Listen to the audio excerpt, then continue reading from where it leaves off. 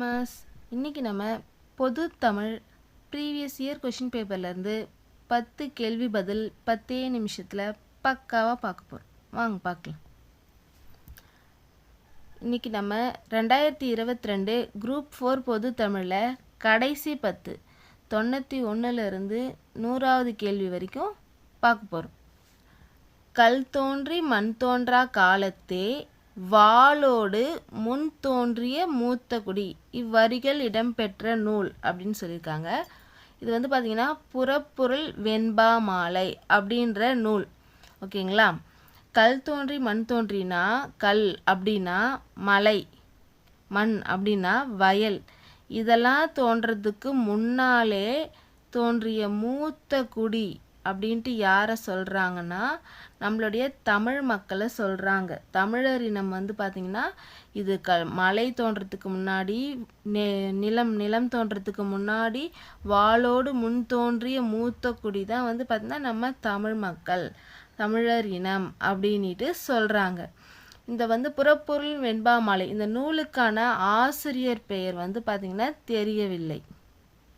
ஓகேங்களா? நம்ம சங்க காலத்தில் நிறைய நூலோட ஆசிரியர் பெயர் நம்மளால ஃபைன் பண்ண முடியல இப்போ வரைக்கும். அது மாதிரி தான் இந்த புறப்பொருள் வெண்பா மாலை நூலோடைய ஆசிரியரும் யாருன்னு தெரியல. அடுத்த கேள்வி போலாங்களா? தற்போது மதுரை என்றழைக்கப்படும் ஊர் கல்வெட்டுகளில் டேஷ் என காணப்படுகிறது அப்படின்னு சொல்கிறாங்க. தற்போது மதுரை அப்படின்றது வந்து அது வந்து ஒரு 3 மாற்றமாக வந்திருக்கு. ஃபஸ்ட்டு பார்த்திங்கன்னா மதிரைன்னு இருந்தது. அதில் இருந்ததுக்கப்புறம் மருதை அப்படின்னு ஆச்சு.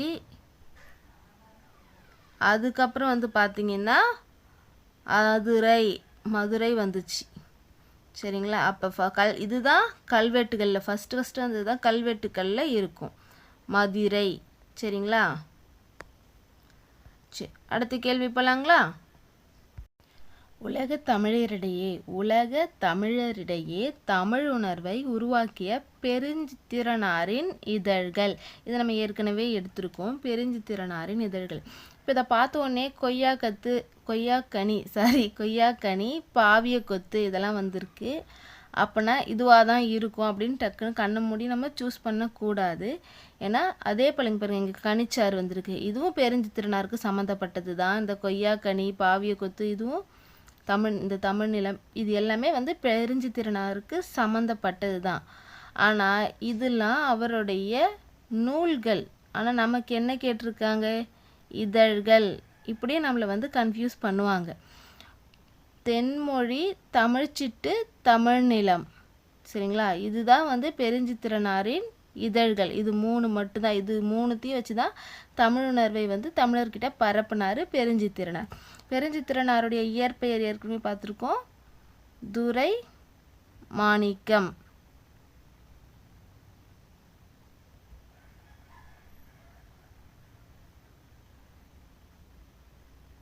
ஓகேங்களா? அவர் வந்து பார்த்திங்கன்னா சிறப்பு பெயர் வந்து பார்த்திங்கன்னா அவருடைய சிறப்பு பெயர்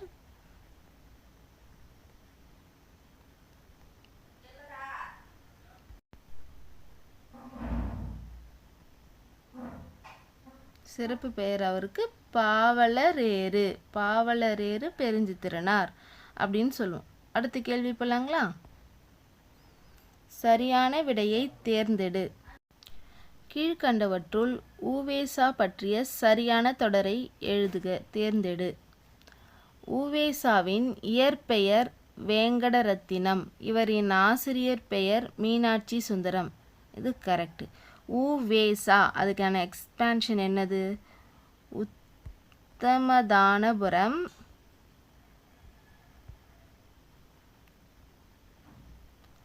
வேங்கடேச சுப்புவின் மகன்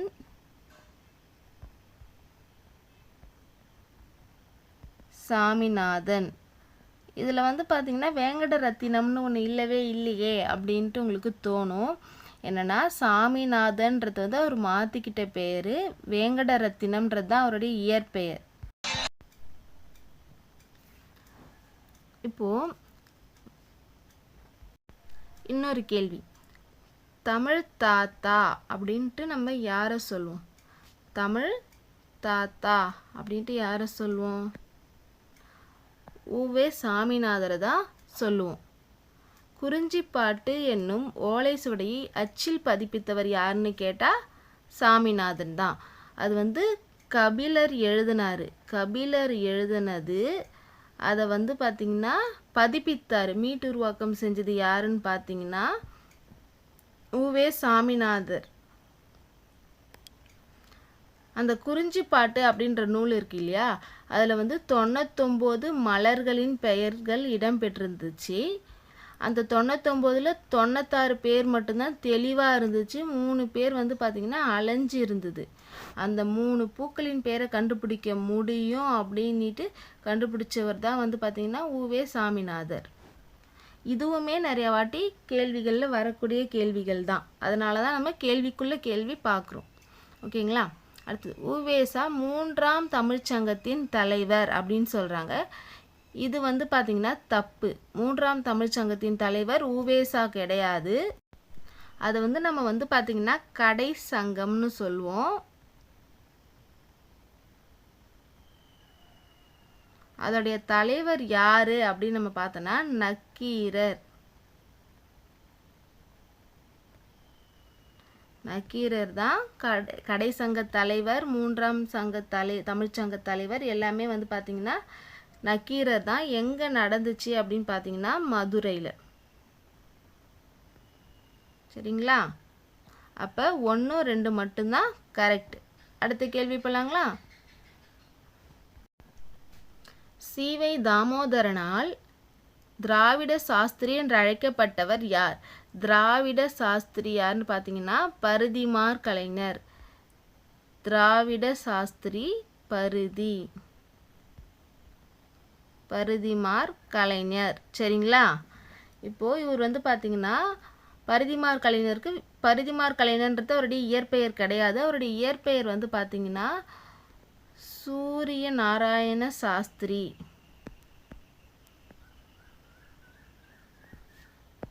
சரிங்களா? சூரிய நாராயண சாஸ்திரி தான் பரிதிமாற் கலைஞருடைய இயற்பெயர். அவர் வந்து தமிழில் மாற்றிக்கணும்னுட்டு அவர் பேரை பரிதிமாற் கலைஞர் அப்படின்னு மாற்றிக்கிட்டாரு. பரிதிமாற் கலைஞர் சம்மந்தப்பட்டு கேட்குற முக்கியமான கேள்வி அடிக்கடி கேட்குறது என்னென்னா, ஞானபோதினி அப்படின்ட்டு ஒரு இதழ் இருக்குது. அதுலேயுமே நம்மளை கன்ஃபியூஸ் பண்ணுற மாதிரி 2 கேள்வி இருக்குது. இந்த இதழை நடத்தியவர்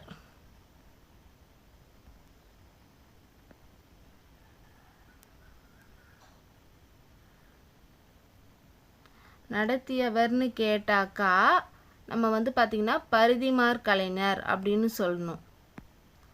அதுவே இந்த இதழை துவங்கியவர் அப்படின்னு கேட்டாக்கா அது வந்து பூர்ணலிங்கம்ன்றவர் தான் துவங்கியிருப்பாங்க. சரிங்களா? சரி, அடுத்த கேள்வி போகலாங்களா? நாடகம், அதன் விளக்கம், வகை, எழுதப்பட வேண்டிய முறை, நடிப்பிற்குரிய இலக்கணம், நடிப்பவர்க்குரிய இலக்கணம் ஆகியவற்றை கூறும் நாடகவியல் நூலை எழுதியவர். நாடகவியல் அப்படின்ற ஒரு நூலை எழுதுனது யாருன்னு பார்த்தீங்கன்னா இதுவும் பரிதிமாற் கலைஞர் அப்படின்றவர் தான். இது வந்து கலைஞர் அப்படின்னு இருக்கு இல்லையா, அதை வச்சு நம்ம ஷார்ட்டாக ஞாபகம் வச்சுக்கணும். ஒரு கலைஞருக்குரிய இலக்கணத்தை வகுத்திருக்காரு. அந்த கலைஞர் பரிதிமாற் கலைஞர் அப்படின்னு நம்ம ஞாபகம் வச்சுக்கணும். அடுத்த கொஷின் போகலாங்களா?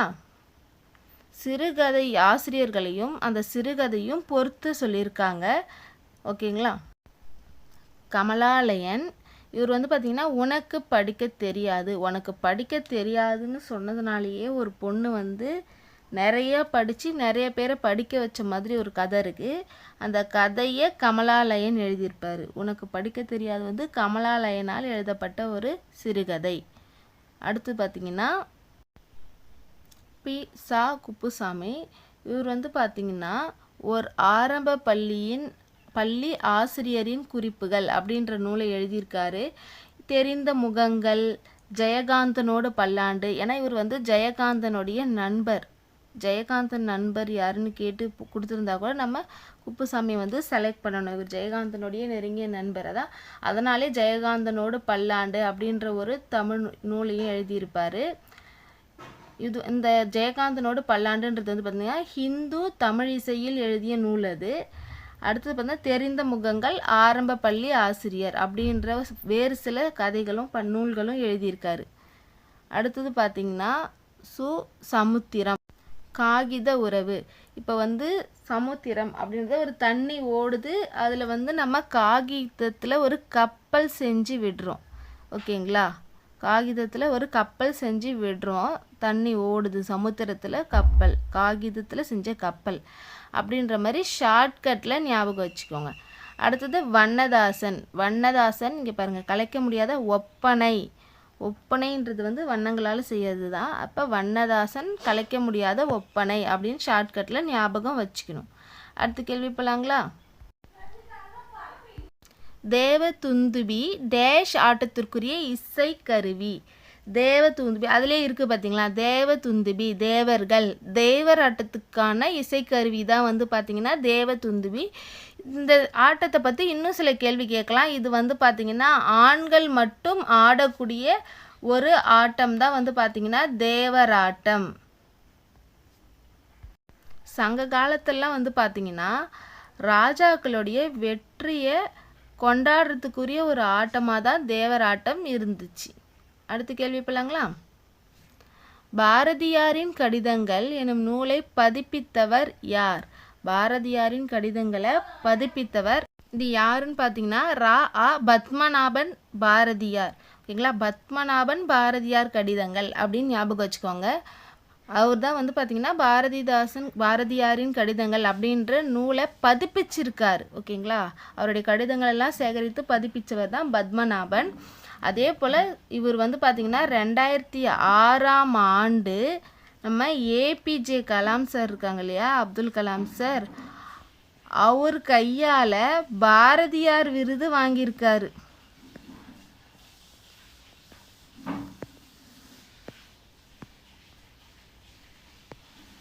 ஓகேங்களா, 2006ஆம் ஆண்டு பாரதியார் விருது பத்மநாபன் வாங்கியிருக்காரு. பாரதியார் கடிதங்களும் அவர் கூட தொடர்புடையது தான்.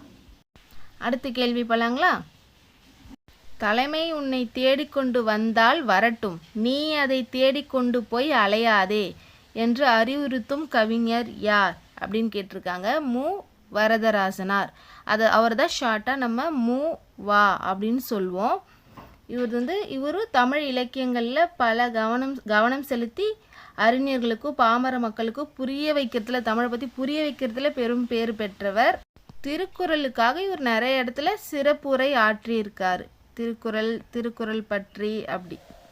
ஓகேங்களா, இவர் வந்து பார்த்திங்கன்னா இவர் இன்னொரு விருது ஒன்று வாங்கியிருக்காரு. அமெரிக்காவில் வந்து பார்த்திங்கன்னா ஊஸ்டர் அப்படின்ற காலேஜிலேருந்து டிலீட் வந்து பட்டம் வாங்கியிருக்காரு. அந்த டிலீட் அப்படின்னு அமெரிக்காவில் வந்து பார்த்திங்கன்னா ஊஸ்டர் அப்படின்ற காலேஜ் இவருக்கு வந்து டிலீட் பட்டம் கொடுத்துருக்காங்க.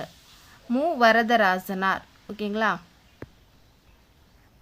இன்னையோடைய 10 கேள்வி முடிஞ்சிருச்சு.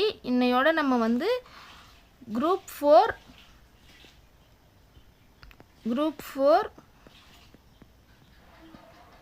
2022 நம்ம முடிச்சிட்டோம். ஓகேங்களா, நாளைக்கு புது கேள்வியோட புது கொஷின் பேப்பரோட பார்க்கலாம். டாடா பாய்.